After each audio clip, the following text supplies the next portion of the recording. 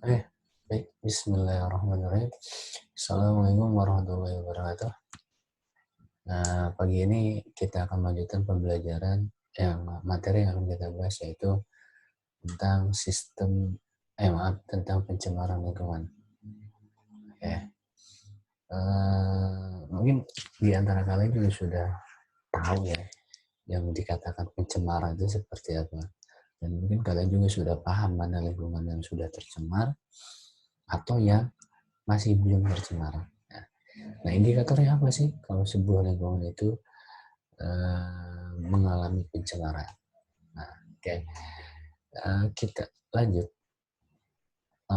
supaya kalian lebih jelas. Ya. Kalian harus tahu dulu definisi dari tercemar itu seperti apa. Ya, di sini yang dikatakan pencemaran adalah masuknya suatu zat baru ya, ke dalam suatu lingkungan dengan kadar melebihi batas normal. Jadi kalau ada suatu wilayah, nah katakan begini, ini misalkan sebuah wilayah kosong atau tanah kosong atau lapang kosong lah katakan begitu. Ini lahan misalkan lahan kosong. Nah kalau misalkan ada suatu zat yang baru yang masuk ke dalamnya, ada yang masuk ke dalamnya, katakanlah misalkan sampah. Jadi kalau misalkan kalau sampahnya satu doang ya nggak masalah gitu ya, nggak masalah. Tapi kalau misalkan sampah-sampah yang lainnya ikut-ikutan, ya nggak mungkin sampahnya ikutan sendiri kan. Ini maksudnya orang-orang tuh pada ikut membuang di sini. Ya, herannya tuh orang-orang begitu ketika melihat banyak tumpukan sampah bukannya dibersihin malah ditambahin gitu. Ya. Nah, kalau jumlah sampahnya sudah banyak melebihi batas normal, maka lahan tersebut atau lingkungan tersebut sudah dikatakan tercemar. Ya, paham ya? Jadi intinya kalau untuk pencemaran itu ada suatu zat yang baru yang masuk ke dalam lingkungan dengan jumlah yang banyak. Ya. Oke, kita lanjutkan. Untuk pencemaran ini ada beberapa jenis pencemaran ya. Yang pertama itu ada pencemaran air, pencemaran tanah, pencemaran udara, dan pencemaran suara. Nah, di wilayah kalian ini apakah ada semua nih pencemaran atau ada yang lebih mendominan misalnya pencemaran apa yang ada di yang terdapat di lingkungan rumah kalian? Kita bahas satu persatu ya menurut jenis-jenis pencemarannya. Untuk yang pertama yaitu pencemaran air. Dan untuk pencemaran air, pencemaran air ini masuknya atau dimasukkannya makhluk hidup, zat, energi, dan komponen lain ke dalam air sehingga kualitas air menurun. Jadi inti daripada pencemaran air itu indikatornya. Indikator utama adalah ini ya, kualitas airnya ini menurun. Ya, tahu kualitas kan? Kualitas itu apa namanya ya? Kadar. Bisa dikatakan kadar atau indikator daripada air itu berubah. Nah, penyebabnya terjadinya pencemaran air di lingkungan kita itu ada dua. Ada air limbah domestik, ada air limbah non domestik. Kalau domestik itu sumbernya adalah ini limbah rumah tangga. Kita juga sama ya. Kita karena pelaku rumah tangga, ya sering banget kali membuang yang namanya sampah sembarangan. Baik itu sampah padat ataupun sampah cair. Yang jelas nanti sampah-sampah tersebut akan terbawa atau hanyut ke perairan yang ada di sekitar kita. Bukan hanya perairan yang mengalir saja ya, tapi air-air yang ada di bawah permukaan tanah pun itu bisa tercemar karena limbah domestik kita. Misal, kita misalkan buang sabun, buang air sabun, buang air cucian. Nah, itu kan meresap ke dalam tanah. Sementara kan di dalam tanah itu kan, ini misalkan permukaan tanah nih. Ini permukaan tanah. Limbahnya kan meresap ke dalam. Di bawah kan ada sumber air. Nah, otomatis air yang di bawahnya ini mengalami pencemaran. Nah, itu ya. Nah, terus yang kedua adalah sumbernya dari air limbah non-domestik. Ini skalanya lebih besar lagi nih. Ini skalanya skala industri. Nah, bayangin dong, industri itu limbahnya segimana. Gak mungkin mereka itu menampung terus-terusan limbahnya. Pasti akan dibuang. Nah, semakin banyak industri yang ada di lingkungan kita, berarti semakin besar pencemaran air yang terjadi di lingkungan. Nah, kita kan butuhnya air bersih ya. Kita butuhnya air bersih untuk minum, untuk mandi. Kita butuhnya air bersih. Cuman kalau misalkan kita sendiri ya, yang membuang limbah sembarangan atau di lingkungan rumah kita terdapat industri, ya, banyak industri, kemungkinan air bersih yang ada di lingkungan rumah kita itu minim sekali, sedikit. Bahkan bisa dikatakan sumber airnya sudah tercemar. Ya, lanjut ya.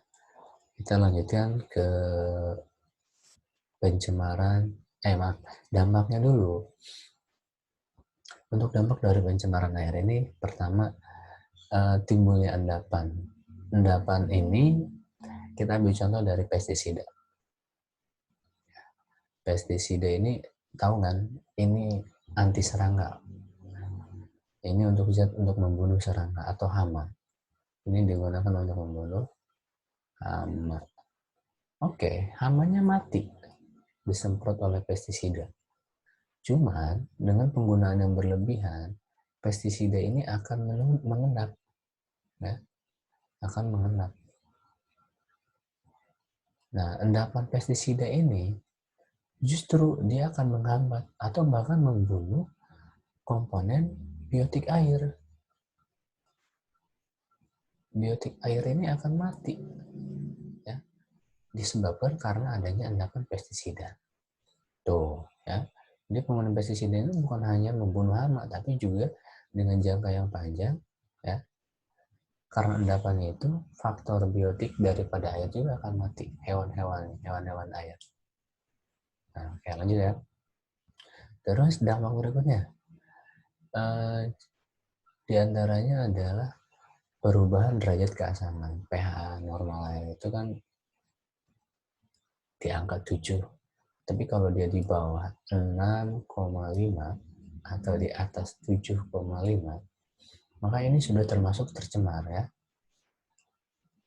Nah, ini kalau pH-nya sudah lebih dari 7,5 atau di bawah 6,5, ini sudah tercemar. Apalagi misalkan lebih parah pH-nya gitu kan.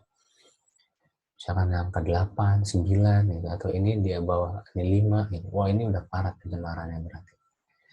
Terus yang paling gampang kita amati yang disebutkan pencemar itu, lihat dari perubahan warna, bau, dan rasa.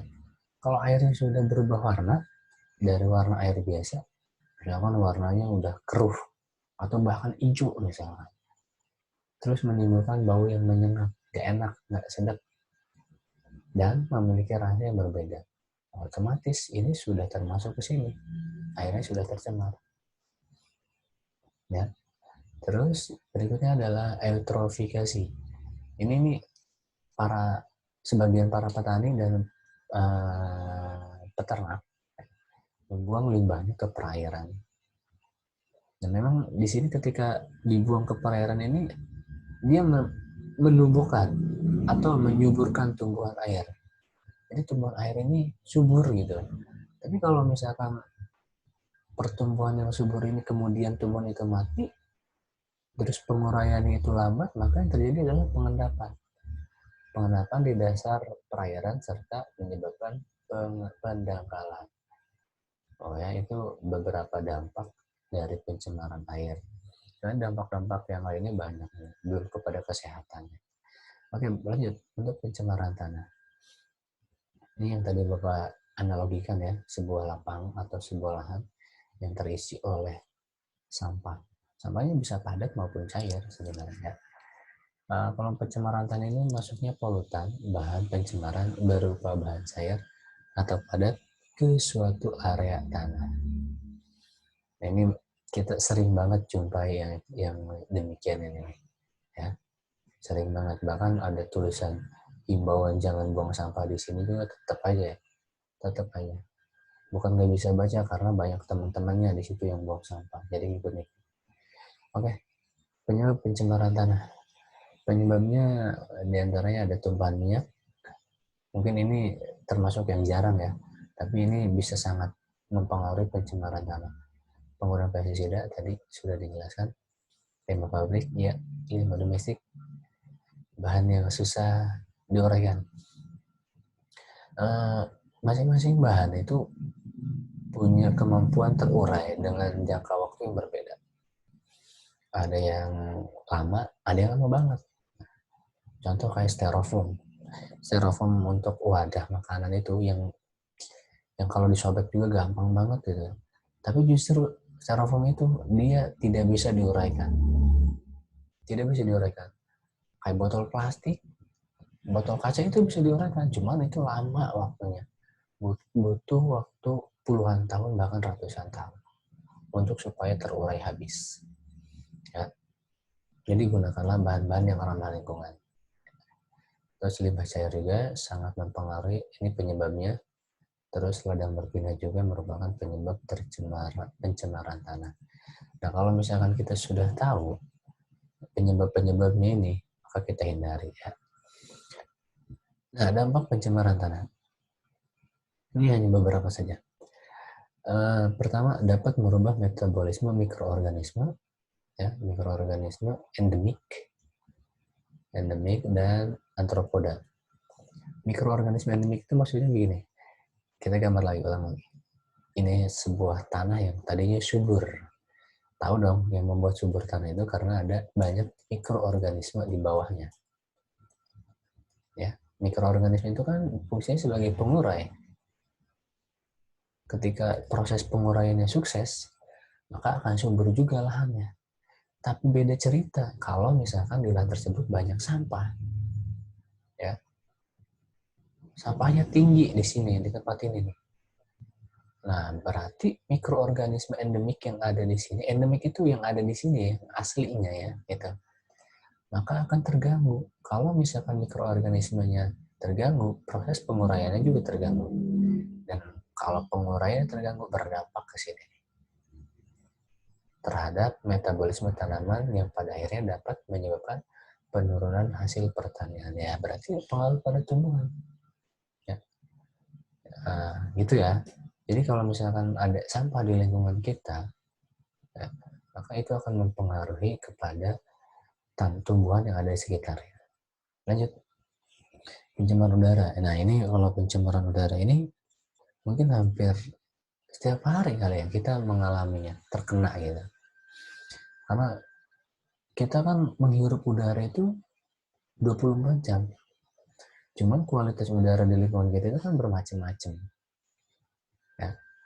Jadi kalau misalkan di lingkungan kita ada udara yang sudah tercampur bahan-bahan yang ke dalam atmosfer yang menyebabkan kerusakan lingkungan dan akan mengganggu kesehatan pada manusia.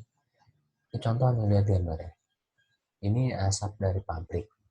Itu udah jelas ya, polusi udara. Asap kendaraan, pembakaran hutan, ya, pembakaran sampah. Itu salah satu yang menyumbang terjadinya pencemaran udara. Nah, kita tidak bisa pungkiri kendaraan di sekitar kita itu sudah banyak banget. Mungkin di rumah kalian juga punya 2 atau 3 kendaraan. Bayangin kalau satu kamu itu berapa kendaraan. Terus kalau misalkan dinyalakan, bayangin berapa jumlah karbon monoksida yang sudah dilepaskan ke udara. Belum yang bakar sampah. Kan? Banyak banget nih pencemaran udara yang ada di sekitar kita. Dan ini kita susah untuk menghindarinya. Nah, bentuknya pencemaran itu ada dalam bentuk gas, ada juga yang bentuk partikel cairan atau padat. Kalau misalkan dalam bentuk gas yang tadi itu yang Bapak sebutkan, ada dari apa namanya? asap kendaraan, asap pabrik itu bentuknya gas. Kalau yang dimaksud dengan partikel cair atau padat, ini berupa titik-titik air ya, atau kabut. Partikel dalam bentuk padat dan berupa debu. Contohnya adalah ini nih, abu vulkanik. Nah, kemarin-kemarin kan ada pernah terjadi ya, letusan gunung anak Krakatau. Itu kan dia menyemburkan abu vulkanik. Dan abu vulkaniknya itu kan menyebar. Dan ini menyebar ke seluruh pemukiman warga. Nah, kalau debunya ini atau abunya ini terhisap oleh kita, maka itu akan sangat mempengaruhi kesehatan daripada sistem pernapasan kita. Ya, jadi bentuknya ada dua, ada gas, ada debu. Nah, terus dampaknya apa? Udah jelas, dampaknya pasti akan mengganggu kesehatan dan pertumbuhan. Nah, makanya kita dianjurkan menggunakan masker nih ketika berada di lingkungan luar. Apalagi dengan wilayah dengan polusi udaranya tinggi. Jakarta itu wajib kalau keluar pakai masker. Apalagi sekarang sedang ada wabah corona ini, kita wajib menggunakan masker ya. Kenapa? Kalau misalkan dengan menggunakan masker ini setidaknya ada penyaringan debu dan kotoran supaya tidak masuk semua ke dalam pernapasan kita, ke dalam tubuh kita. Jika itu masuk ke dalam paru-paru kita, maka dampak berikutnya yang bisa terjadi adalah ini, dampak kesehatannya. Mempengaruhi sistem reproduksi atau kesuburan. Nah, ngeri juga kan? Kalau reproduksinya ikut terancam, masa depan juga ikut terancam ya. Nah, lanjut. Ini nih, lihat gambar ini. Ini penyebab hujan asam dan kerusakan lapisan ozon. Bolong loh. Atmosfernya bolong. Bolong ini maksudnya adalah terjadi kerusakannya. Lapisan bumi itu punya lapisan atmosfer. Sebenarnya ini untuk melindungi dari radiasi matahari sebenarnya atmosfer itu. Cuman kan bolong. Ya, disebabkan oleh nih asap pabrik, asap kendaraan, asap rokok. Terjadi kerusakan lapisan ozon. Otomatis bumi akan menjadi lebih panas dibandingkan dengan sebelumnya. Nanti ini akan berkelanjutan dengan pemanasan global ya, atau global warming. Nanti ini di bab yang berikutnya. Nah, itu dampak-dampaknya, diantaranya masih banyak lagi sebenarnya dampak-dampak dari pencemaran udara ini. Kita lanjutkan kepada pencemaran suara. Ini yang terakhir nih. Mungkin ini asing menurut kalian ya, tapi ini ada. Gambarnya lihat, bumi itu merasa berisik ya. Bukan hanya 1 jam, 2 jam bunyi-bunyian itu ya. 24 jam sekarang itu, non-stop loh. Selalu ada bunyi yang dihasilkan. Baik itu dari kendaraan, udah jelas kendaraan 24 jam sekarang. Pabrik, ya, mesin pabrik, suara musik, kan, radio, televisi, itu 24 jam bunyi-bunyian tersebut. Kalau di wilayah kalian ya sudah terlalu banyak suara-suara yang menimbulkan mengganggunya ketidaknyamanan, berarti lingkungan kalian itu sudah termasuk mengalami pencemaran suara. Emang mengganggu banget ya, bising gitu. Nah, ini biasanya yang ada di sekitar pinggir jalan. Nah, dampaknya itu bisa ganggu keseimbangan. Ini keseimbangan ini ada di pusatnya di pusat pendengaran, ya, di telinga. Gangguan fisiologis, gangguan psikologis, dan gangguan komunikasi. Jelas ini yang bagi rumahnya di pinggir jalan, dekat jalan raya, udah pasti ini. 24 jam dia akan selalu mendengar bunyi-bunyian. Dan tidak sedikit bunyi-bunyian yang berisik banget. Nah, oke. Ini adalah upaya pencegahan pencemaran lingkungan. Untuk pencemaran air, pertama diantaranya adalah melakukan filtrasi limbah sebelum dibuang. Ini pabrik nih wajib nih. Jadi sebelum membuang limbahnya itu disaring dulu, ya, disaring dulu supaya pencemarannya tidak terlalu parah. Terus melarang pembuangan sampah ke parit, sungai, danau, dan laut. Nah, kalau misalnya masih ada orang yang membuang sampah ke perairan, dia bukan hanya merusak lingkungannya, tapi juga bisa menyebabkan dampak yang lebih parah. Itu diantaranya adalah banjir. Nah, kalau ke laut gimana? Laut juga sama, bukan banjirnya ya kalau di laut. Biasanya sampah-sampah tersebut tuh dimakan oleh hewan yang ada di laut. Kasus terbaru adalah paus yang mati gara-gara dia banyak mengkonsumsi sampah. Ya, kasihan ya. Paus itu kan termasuk hewan yang lumayan langka sekarang. Jadi kalau misalkan dia mati gara-gara sampah kan, aduh, ngenes banget gitu ya. Ikan makan sampah gitu. Ya, paus makan sampah itu sangat memprihatinkan sekali. Jadi stop membuang sampah ke perairan. Terus mengurangi penggunaan pestisida berlebihan ya. Ini untuk para petani khususnya, dan daur ulang ini ya ini. Jadi sebelum limbah itu dibuang ya minimal diolah dulu lah sebelum dibuang. Terus pencemaran tanah ada dua yang bisa dilakukan. Pertama yaitu remediasi dan bioremediasi. Bedanya kalau remediasi itu membersihkan permukaan tanah yang tercemar. Ini kita bisa bersihkan dengan cara disapu atau dipungutin sampahnya udah selesai. Ya, rajin-rajinlah kalian bersihin lingkungannya. Tapi kalau sudah wilayah tanahnya tercemar, jadi dalamnya itu sudah tercemar, maka ini kita butuh namanya bioremediasi, ya, dengan membersihkan dengan bantuan mikroorganisme. Ini beda lagi ya. Untuk pencemaran yang sudah kepada tahap dalam dari permukaan tanah, itu menggunakan bantuan mikroorganisme untuk membersihkannya. Terus pencemaran udara, ini diantaranya melakukan penghijauan ya, atau reboisasi. Untuk reboisasi ini ya sebenarnya gini, kalau untuk reboisasi ini kalian pun bisa melakukannya, nggak perlu dengan satu lahan penuh kalian tanam, nggak, cukup di rumah aja kamu tanam deh minimal satu ya atau dua pohon gitu, kamu tanam ya, karena 1 sampai 2 pohon ini insya Allah oksigennya akan cukup untuk satu keluarga. Saran untuk nanam pohonnya, tanamlah pohon yang berbuah gitu. Supaya kamu dapat oksigen, dapat juga buahnya bisa dikonsumsi. Untung kan tuh. Oke, terus tidak melakukan penebangan pohon berlebih.